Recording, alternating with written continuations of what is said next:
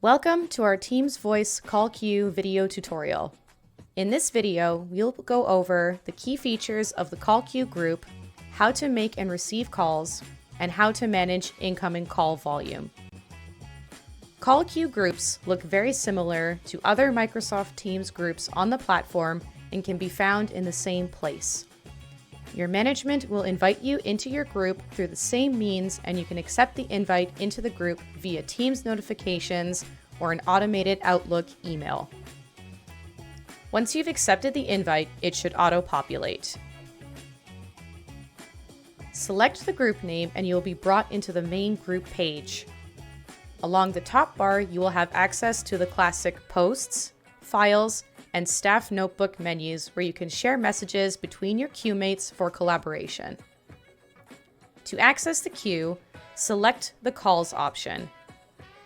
This page will be laid out in the same fashion as your personal Teams Voice page. There are a few minor differences to note.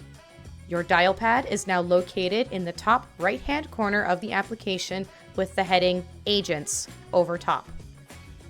Underneath the dial pad will be the list of all individuals who are part of your call queue group. Your name will always be pinned to the top of the call queue list. The toggle button next to your name is the Active Queue slider. When positioned on the right and solid blue, this signifies that you are in the queue and available to take calls.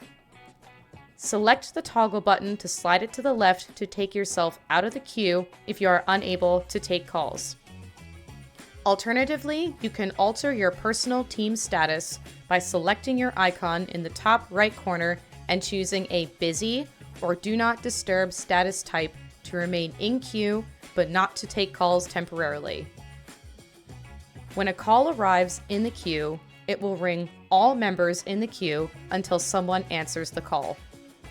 The call experience and features will feel the same as all other Teams Voice calls. Once you are finished with the call and hang up, you will automatically be put back into active status for the next caller waiting in the queue. If you need to change any of your personal call settings, select the three-dot ellipsis menu at the top of the application and select Settings. Select Calls, and then select the name of your call queue group. This alternative menu you can use to make yourself active or not active in the call queue. Changes to your status can take up to 2 minutes to be visible to your other queue mates.